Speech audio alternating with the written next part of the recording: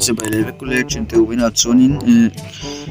my world season 2 episode 6 kar de dona hei hun te kal chak em ma kan chal chung te lo zo le dona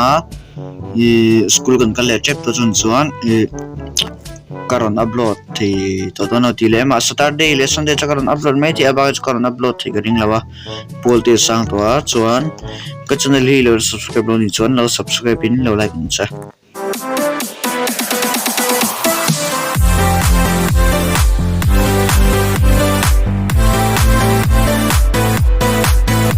Boleh episode 6 chukan ti ve to episode malam jak lo na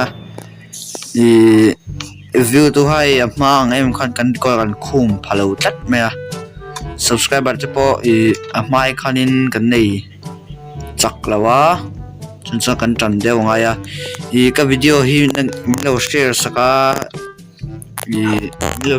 lo like ka lo subscribe sak tu kan karon di le chawa mani phang liu lo hitiam hun thleng thei kan ni ya chunin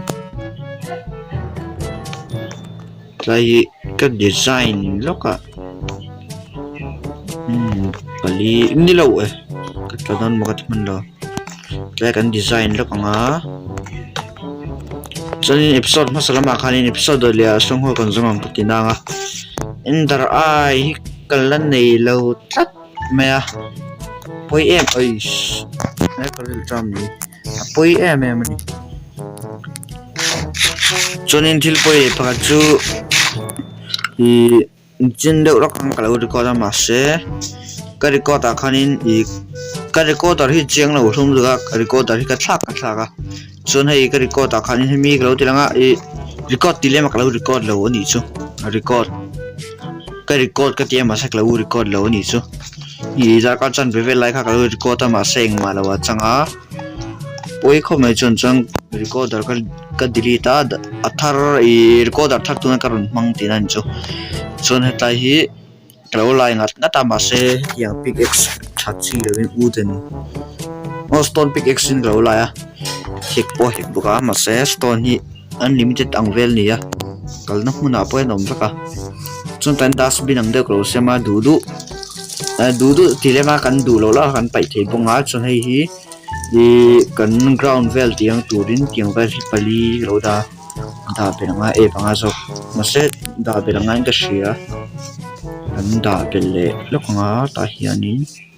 kan siam be lokanga tor chu ka pai lo mun lo pai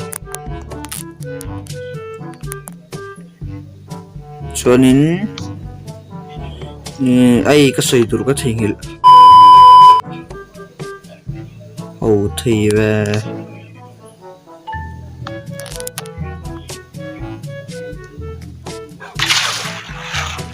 yo piloto Alex thil kan dan hem be do select pop mai chonin ka tum dan chon hemi kan waterfall siam belila kauti dawa tunai ka record thei lo reu me ka recorder hi cheng lo reu me chang ka recorder pakaron thlaka chonin sia tur pakha chu athin khanin tuna kawal siam lai me ki creative ka man te po ending ga sia chan chu hei ka record thak mu ma lo wangen tiang ka siam lai te po tim te chok te lang thaya chonin in lo oi lo de ani chuan poi pakati chera chan chu ei ka recorder hi cheng lo ma in mu tha thei tur mo kalo te lawa ma se thil pa ka hril du chu ka chit ve ngai lo ni rinom tak in ka khel thina ka chit ve ngai lawa ka chen dang de chuan pau sung hianin in I du la thin te chei te min ti thina ma se chuan fear da kheli ka duwa chuan manin fakna lampang pon ni lo ni chu fear da kheli tha chuan tiang din min khen te kan ni ta afamaka chili lut ve chonin tayan alu farm ani chon tan carrot kalo iso lak me kan cave kalna khan chuan phun tu kan nei lawa chon kan phun bel lak sugar kani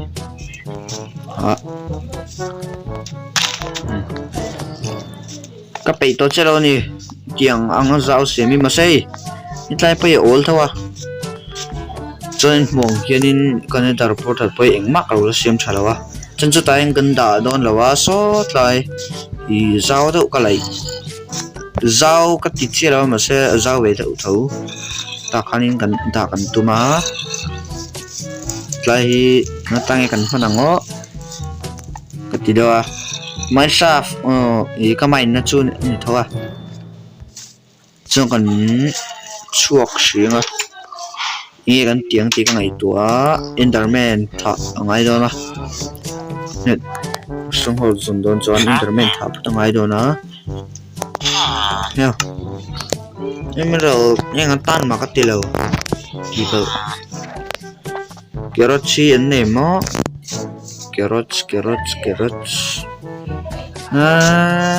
lạc mấy chỉ chân này đâu nhỉ đây là số ta xuống cal xin ra anh em này thế này chân hui chân này cho tung anh đi carrot chân này đâu ta có hiện này ta hiện ta phải carrot chân này trong lâu chắc mấy phần bôi thì về chân rút bỏ ta số ta đang mua ông nó cắt thấy lâu mà đừng mắc lâu là lâu à bôi khóc mày chọn hay cùng chân về trên tòa cái goal cái score thay lâu chắc mày tôi là here cái sự bị đó là cái lỗ bê bê ba chọn chú cái team thì ta thêm đưa support để dễ bóng đồn kia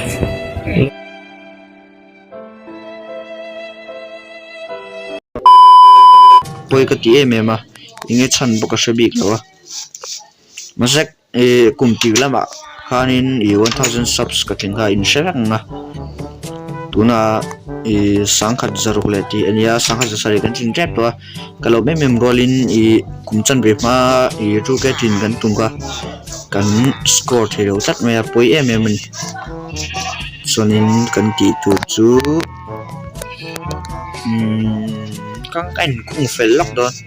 kanin khung fel lok a few moments later ole sonin chok to rian kain pe ya achan chumop so mi ka mu pe ka that do na ni kumop so kan be tu ran ni ya elok an thei hil dai crafting table le thing kan da kong ne ta mi kan la be nga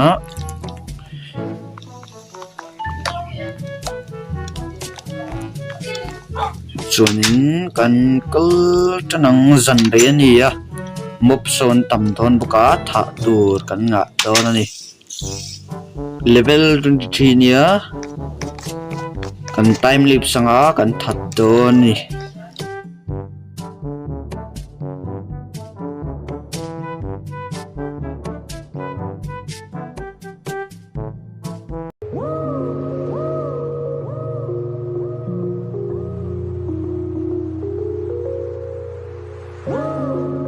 It's like I woke up from a nightmare.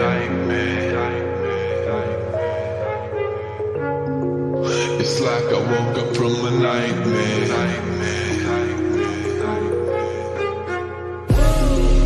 It's like I woke up from a nightmare.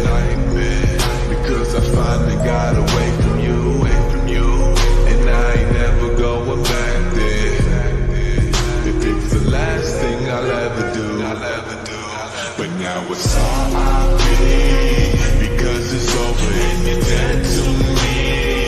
You just a memory that I can't break, but I can't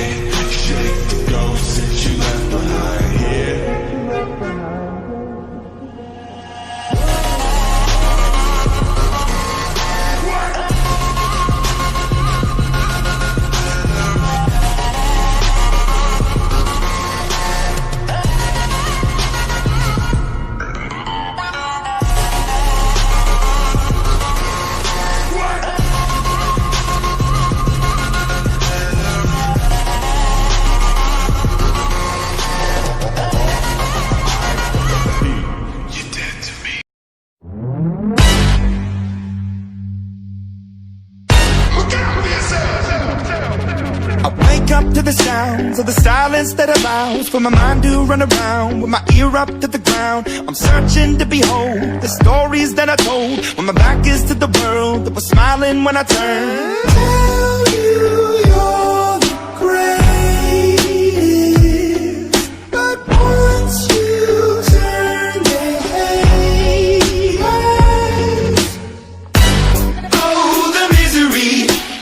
Everybody wants to be my enemy. Spare the sympathy. Everybody wants to be my enemy. Look out for yourself. My enemy. Look out for yourself. But I'm ready.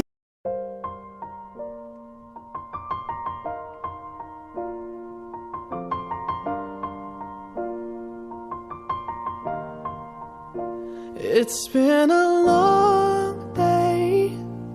without you, my friend,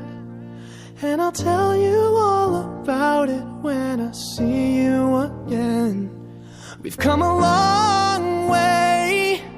from where we began.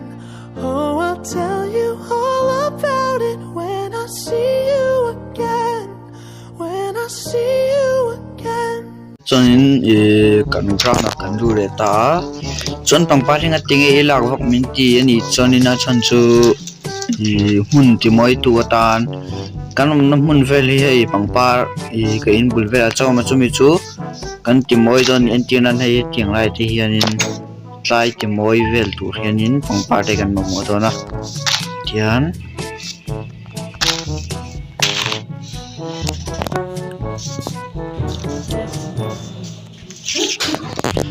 chuanin kan phun zo ta ta pen tlim kan phunang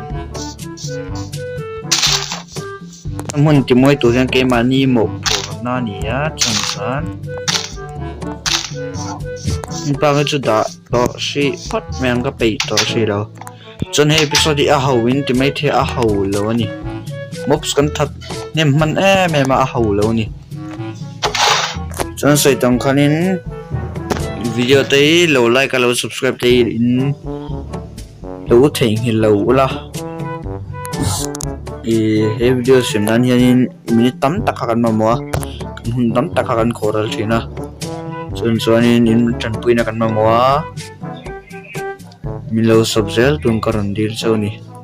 moina tan chon hei jong hi ni ya